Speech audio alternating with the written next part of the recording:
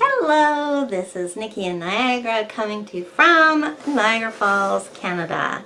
And today I have the Nocturnal Readers box for October, and I have not seen a thing of what is in here. I haven't seen any unboxings, I haven't had any spoilers, so I have not a clue.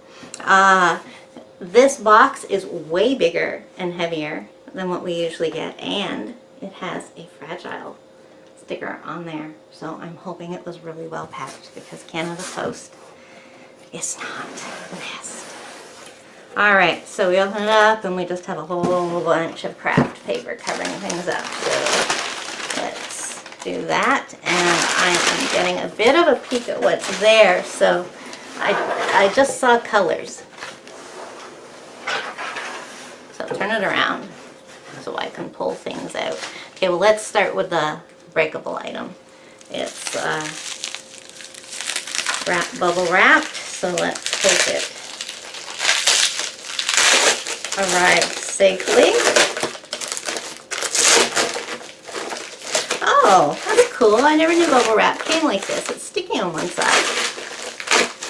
So, this Ibis and Jack's Funeral Parlor, established 1863. I absolutely love that. Here, I wonder if I put my hand there.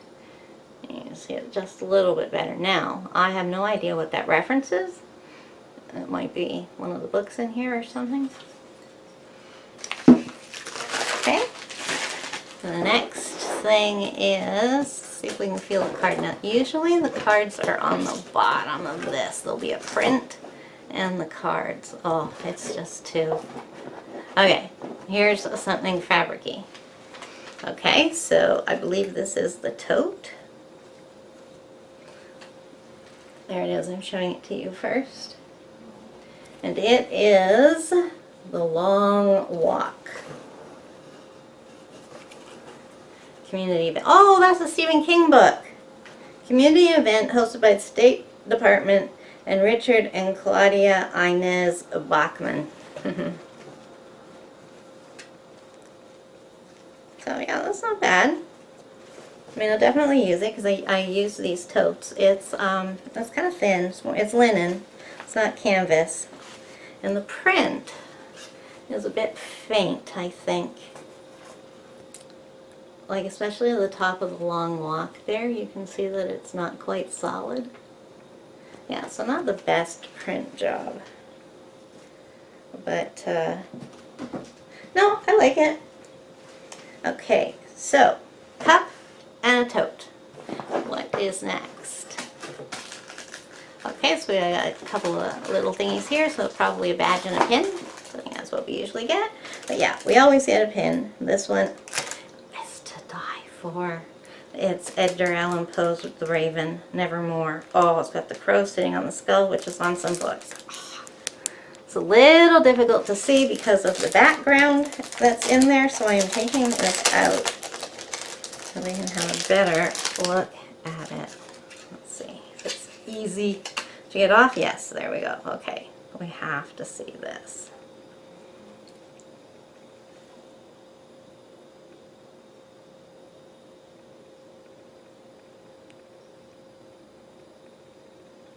I don't know. Not really showing up that great. Oh, maybe you can see it. I love this though. It's so dark, that's why it doesn't show up that well. I like that, and I appreciate the little picture of Poe and the Raven too. I'll put that somewhere. Okay, so now the other little guy, which is a, oh, it's a patch. Whoa! That's freaky. I have no idea what that's referring to. Okay, so now, book. We got 3 books this time. Now, oh wait, okay, something else. And then there's the print. Okay. Alright, so let's go with this tinny thing here. Okay, so that little tin right here. Natura Amantis Apothecary, inspired by nature, handcrafted. This is a candle? Yes. Oh, what is that? Maybe it'll tell me on the card, though I can find the card. Actually, I don't think this box comes with a card. What does that smell like? It says it's inspired by nature, but I'm not. It smells really nice. Okay, so now we have 3 books. Oh no, the print. Oh, that's kind of cute. It says Nocturnal's reader box on the gravestone. But I love the art. This, I believe, is by the same artist that we had a couple of months ago. Oh, maybe even last month. That is cool. Really cool. You know what? There has to be a card in here because I've just remembered that there always is. Here we go. On the bottom. So, we got a sticker. Nocturnal readers never go to bed alone. Of course not. We always have a book with us. And here is the card for October. This is their 1-year anniversary, October. So this is a special anniversary / Halloween box. Alright, so I want to do that one last because it's the hardcover. Okay, so first one, The Valancourt Book of Horror Stories, Volume 2. Oh, okay, I have no idea what's in here, but I love, okay, show it to you. I'm getting so excited I'm forgetting that I'm doing video. So there we are, wonderful cover. I am a true short story reader. I read a short story every morning with my cup of coffee. First thing I do every morning before I I do get out of bed because I have to go get the cup of coffee, but then I crawl right back into bed and I read my current short story. And right now I'm reading a collection by Poppy Z. Bright that's called Are You Loathsome Tonight? So it's a bit of a creepy book for the month of October. So, this, spanning 200 years of horror, this new collection features 14 gems of the uncanny, ghostly, and macabre, including 2 original tales and many others that have never or seldom are seen. By Mary Elizabeth Braden, okay, know her. John Buchan, read him. C. Chetwood Hayes, doesn't ring a bell. Isabel Colgate, doesn't ring a bell. Basil Copper, okay, I'll just message on the ones that do ring a bell. Thomas De Quincey, heard of him. Stephen Gregory, Michael McDowell, John Metcalf, Beverly Nichols, heard of her. Neville Shute, definitely know him. Bernard Taylor, heard of him. Russell Thorndike, and Robert Westall, I know him. So, that is really excited about receiving a book of short stories. You know what I would just absolutely love? And if I had any idea of knowing how to do it, I would do it myself. I would love a book subscription box that is based on collections of short stories. You could get 2 books a month. One would be an anthology where it's a theme and all the stories are by different authors, and the other book would be a collection of one single author's work. That's what I do, and put a couple of bookmarks and whatever, but I would just absolutely love that. So on with the books. Okay, so the next one, oh wait, you know what I needed to do is that some of these get signed, so I need to check that. That one is not signed. Okay. Next one is Cold Moon Over Babylon by Michael McDowell. I don't think I know who he is, though Peter Straub says he's one of the best on the blurb on the top there. Okay, first of all, I'll check and see if it's signed. Nope, I didn't get any signed books last month either. They're missing me out. Okay, actually, I think I learned to do it this way.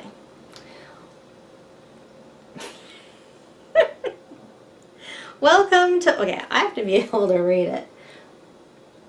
Welcome to Babylon, a typical sleepy small town where years earlier the Larkin family suffered a terrible tragedy. Ugh, my mouth is dry. I need a sip of tea.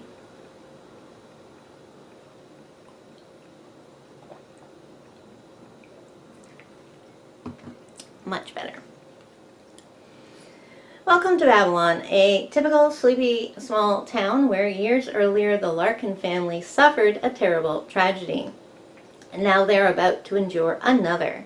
14-year-old Margaret Larkin will be robbed of her innocence and her life by a killer who is beyond the reach of the law. But something strange is happening in Babylon. Traffic lights flash an eerie blue. A ghostly hand slithers from the drain of a kitchen sink. Ooh.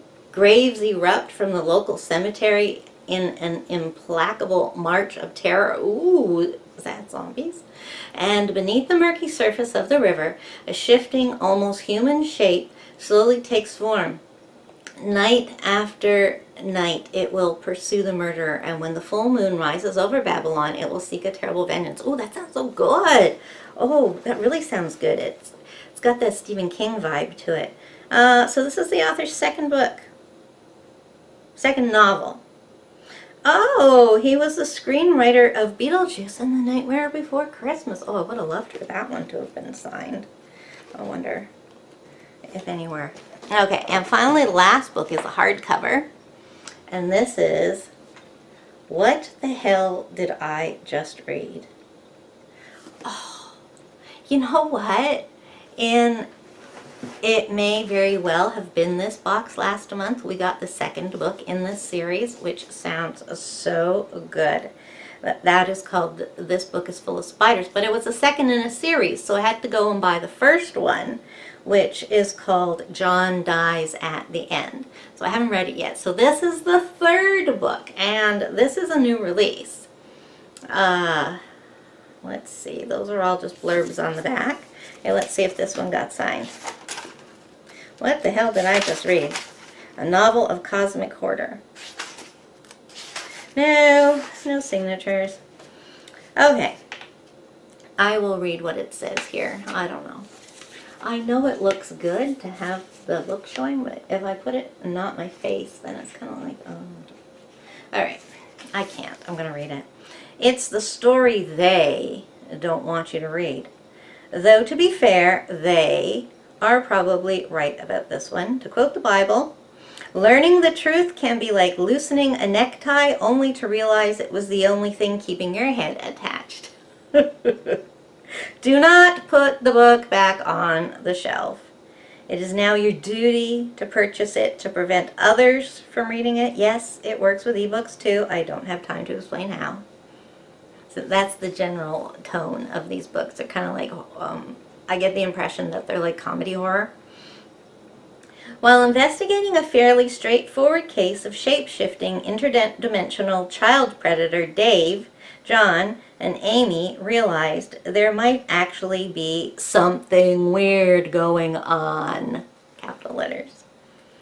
Together, they navigate a diabolically convoluted maze of illusions, lies, and their own incompetence in an attempt to uncover a terrible truth that they, like you, would be better off not knowing. Your first impulse will be to think that a story this gruesome and, to be frank, stupid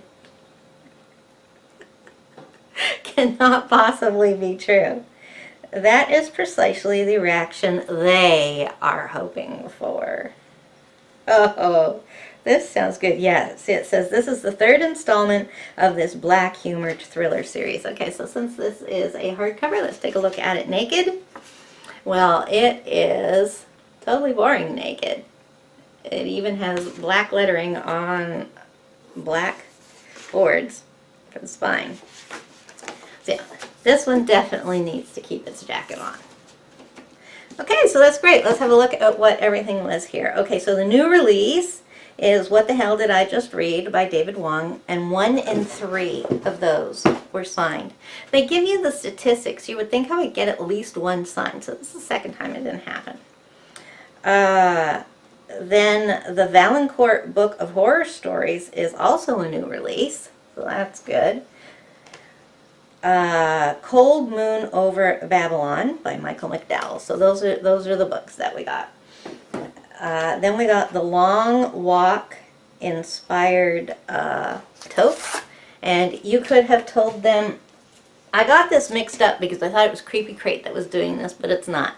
It was Nocturnal box. They're going to start, I don't know if they're going to start including this every month or if it's just occasionally, but they put out a call for us to send them our t-shirt sizes, and I would assume that most people did decide to get a t-shirt, but I don't wear graphic tees, and I much prefer to have a tote. So, the Long Walk tote. An American Gods inspired bar glass featuring our favorite funeral parlor. Okay, so this is an American Gods item. I really like this. I started watching the American Gods TV series, and I think I watched I think I watched up to episode 3. I don't know if I watched episode 4 or not. But anyways, the first one was weird. The second one was like, I don't know. And I was just, every episode I watched, I just got worse and worse and worse and didn't like it. So, I've not read the book, so can't compare. So this was made by an Etsy seller. Then a Ring series patch featuring none other than, oh, so that's the spooky girl from The Ring. That is cool now that I know it. You know, if there had been a well or a video or something in there, I would have known, but okay, cool. I love The Ring. And then a sticker to show off our status as a Nocturnal reader, and an enamel pin inspired by Poe, and the art print by Ivan Belikov. Hey, cool. It said all items except for the books were exclusive to their box. So cool. I'm really thrilled with that. When I finish the short story book that I'm reading right now, I will immediately go on to reading that one that was included in there. So, thank you for joining me, and if you want to see what I get next month, then just push the subscribe button down there, and if you enjoyed this unboxing, give me a thumbs up, and leave a comment. Let's chat, and I will see you later. Bye!